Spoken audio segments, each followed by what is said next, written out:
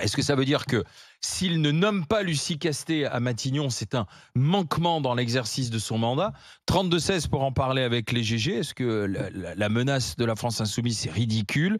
Venez en discuter avec nous. Monsieur Étienne Bah, Liebig. elle n'est pas ridicule. On a un but politique, c'est que Lucie Castet soit à Matignon. Visiblement, ça fait pratiquement un mois que Emmanuel Macron est au courant de ce souhait et que logiquement, alors je sais qu'il n'a aucune obligation, qu'il peut même nommer n'importe qui, mais logiquement, en nombre de pourcentage, c'est Lucie Castet qui devrait être nommée. Il attend, toutes les causes sont bonnes, les Jeux Olympiques, machin, là il va y avoir à nouveau les Jeux Olympiques, voilà.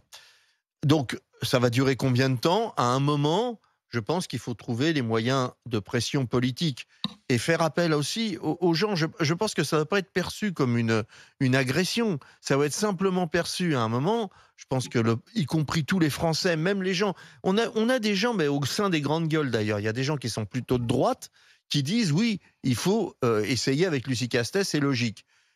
D'autres qui sont opposés, ok, mais il y a même des gens de droite et des gens du centre qui trouvent que c'est pas la plus mauvaise idée de nommer quelqu'un qui a été nommé par le parti majoritaire. Je rappelle Enfin, qu'elle elle est pas élue. elle n'est pas Lucie élue. Castet, c'est une haute Voilà, fonctionnaire. c'est une autre Elle travaille fonctionnaire. à la mairie de Et c'est Paris, aux quelqu'un qui, a finances. priori, semble pouvoir faire des compromis nécessaires pour pouvoir éventuellement faire passer des textes.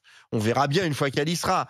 Donc, moi, je Si pense elle y que c'est va. un mode de pression, si elle y va, je pense que c'est un mode de pression comme un autre. Oui, Et mais je si tu mets un comprends. mode de pression, il faut que le mode de pression il soit réalisable, Alors ça, c'est une autre concrétisable. affaire. Alors on La sait pas, tu sais. destitution, ça ne l'est Alors pas. Alain, vu la façon dont ce monsieur Macron, visiblement, à chaque fois qu'on interroge quelqu'un, à part les gens qui sont autour de lui, et encore aujourd'hui on en doute, mais en général, il fait l'objet d'une détestation générale populaire et politique, on se demande si finalement il n'obtiendrait pas la majorité requise pour qu'il y ait une destitution. C'est pas complètement illusoire. Personnellement, je trouve ça un peu bébête. Parce que c'est pas en changeant, avec cette destitution, ça va nous foutre encore plus dans le brin qu'on l'est déjà. Donc je pense qu'il faut, aujourd'hui avoir une Assemblée nationale qui fonctionne, avoir Madame Castet, et puis on verra bien ce que ça donne. Si ça va pas, on fera autre chose. Mais je pense qu'il faut être raisonnable. Il faut que le président arrête de jouer avec nos nerfs. Je pense qu'on a atteint le niveau maximum. Voilà. Joël? Non, mais c'est assez marrant la vision que LFI a de l'union.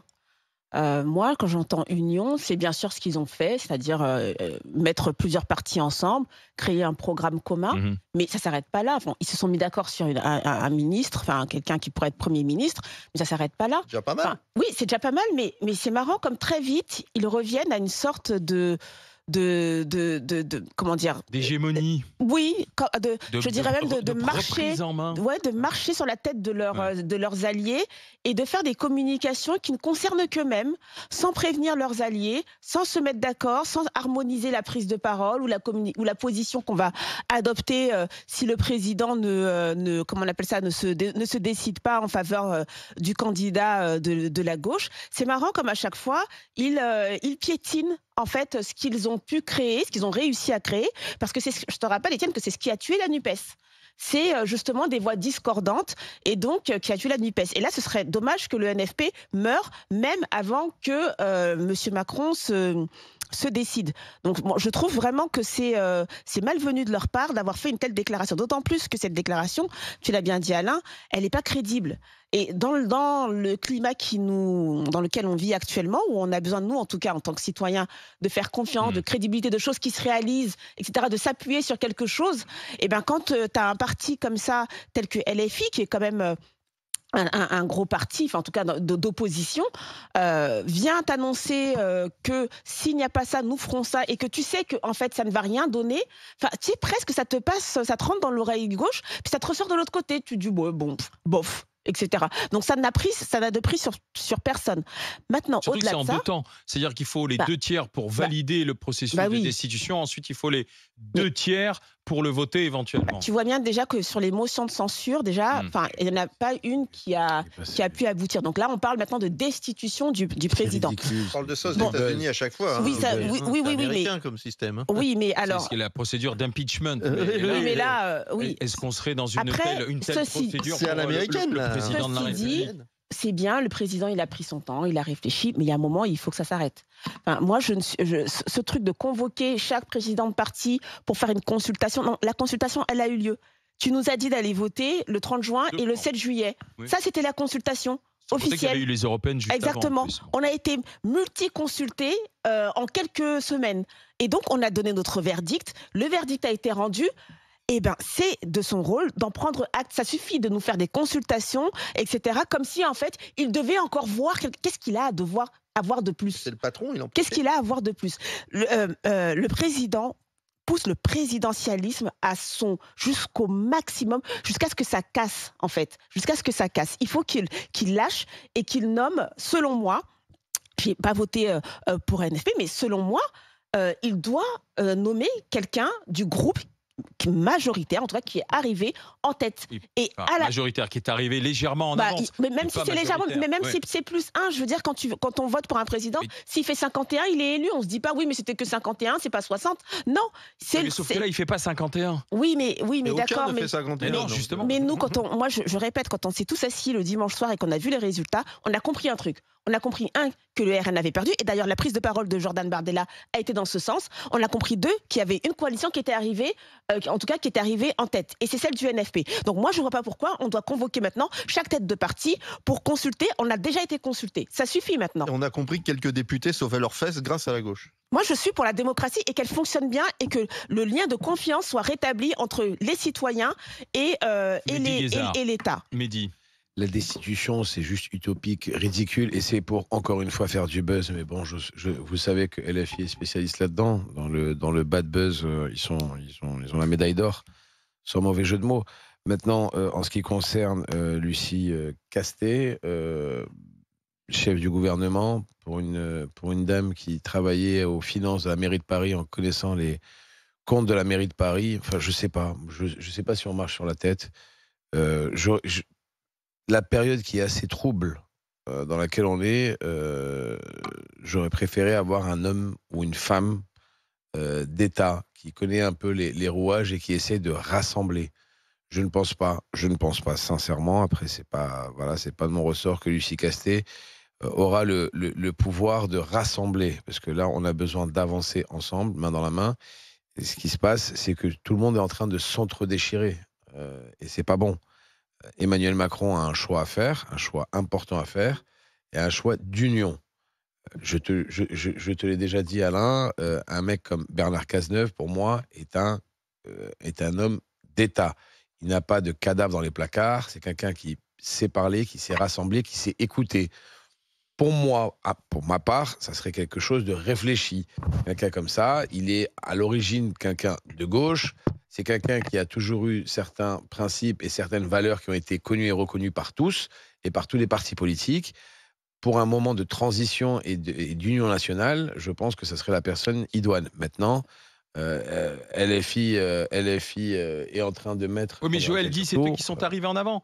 Et sur quoi elle n'a pas tort, effectivement. Je suis d'accord, mais Bernard Cazeneuve est un ancien du PS.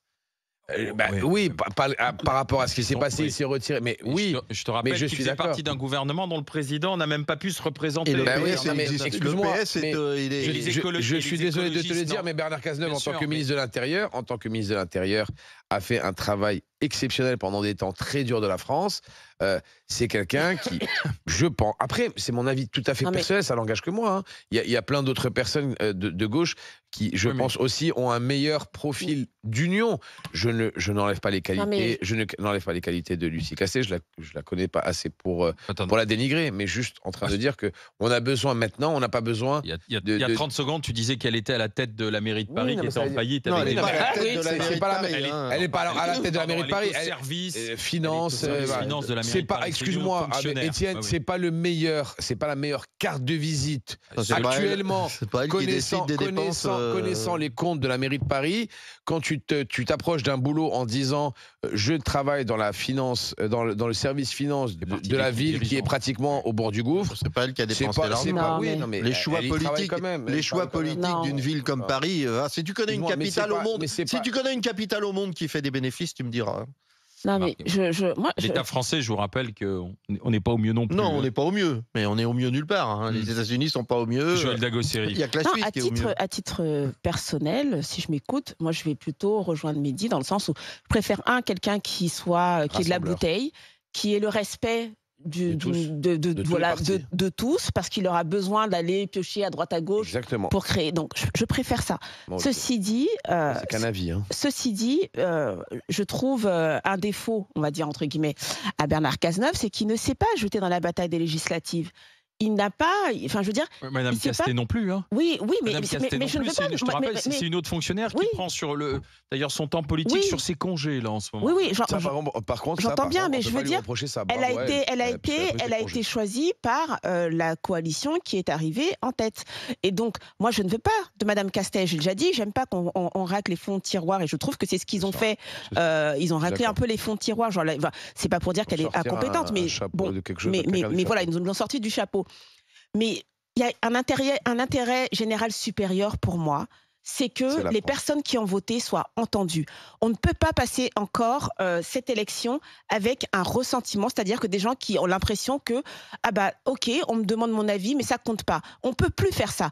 Et Emmanuel Macron l'a déjà trop fait. Il a fait beaucoup de 49-3, et donc on nous a dit c'est pas la rue qui gouverne. On nous l'a dit plusieurs fois. Et moi je suis de cet avis. C'est pas la rue qui gouverne. Mais là, quand ce sont les urnes qui ont parlé, et que tu passes au-dessus de ça, moi je te dis attention, ça va faire mal. Je trouverais, tu sais que je suis un mec de droite, et je trouverais aberrant que ça soit quelqu'un de droite ou du centre droit qui soit nommé à Matignon. Et pourtant, c'est ce que Je cherche trouve- le non, chef mais de l'État. je hein. regarde, oui, mais non. Pour Ouais, mais j'ai te entendu, prouver bien mon ressenti, je trouverais que c'est quelque chose qui est totalement vraiment dégueulasse. Par contre, que tu me mettes quelqu'un quand même qui a une certaine poigne et quelqu'un qui Quelqu'un de gauche mais de droite. qui puisse rassembler les gens et qui puisse surtout travailler de façon Écoutez, on va continuer sereine. d'en discuter.